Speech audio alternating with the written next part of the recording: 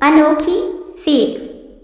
एक बार एक वैज्ञानिक ने एक टिड्डे को पकड़ा और उसे अपनी आवाज़ पर छलांग लगाना सिखाया। वैज्ञानिक टिड्डे से कहता, कूदो। टिड्डा उसकी आवाज़ सुनते ही जोर से छलांग लगा देता। अब वह वैज्ञानिक था तो प्रयोग करना बनता ही था। उन्होंने टिड्डे की छलांग पर प्रयोग किया। वैज्ञानिक ने उसकी एक टांग तोड़ दी और फिर बोला, कूदो। अब टिड्डे की छलांग की दूरी कम हो गई। वैज्ञानिक ने उसकी दूसरी टांग तोड़ दी और फिर बोला, कूदो। टिड्डे की छलांग और कम हो गई। अब तोड़ी गई उसकी तीसरी टांग, फिर छलांग की दूरी और कम हो गई। एक एक करके बेचारे टिड्डे की सारी टांगें तोड़ दी गई। अब आखिरी टांग टूटने पर जब उससे कहा गया, कूदो, तो वह हिल भी नहीं पाया। अब वैज्ञानिक ने अपना निष्कर्ष अपनी डायरी में लिखा। जानते हो उसने क्या लिखा? जब टिड्डे की एक टांग तोड़ी गई तो वह थोड़ा बहरा हो गया। जब उसकी दूसरी टांग तोड़ी गई तो वो और बहरा हो गया।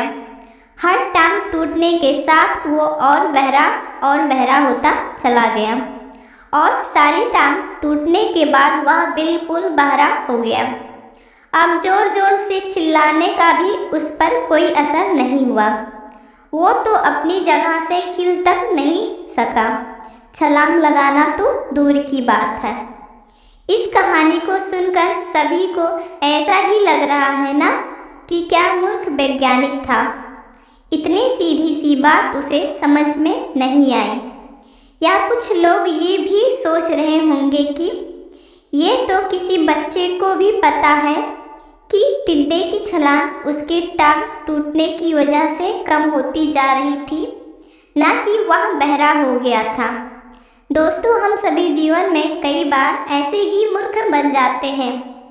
कई बार जीवन में दो घटनाएं एक साथ ऐसे घटती हैं कि उनका एक दूसरे से कोई संबंध नहीं होता, फिर भी ऐसा लगता है कि गहरा संबंध है। कभी कभी दिखता कुछ और है लेकिन समझा कुछ और ही जाता है और वास्तव में होता कुछ और ही है। इसलिए अगर पछताना नहीं है तो जीवन में जल्दबाजी में कोई निर्णय ना लें। हमेशा सूझबूझ का इस्तेमाल करें, सावधानी बरतें, नतीजे सोच विचार कर ही निकालें।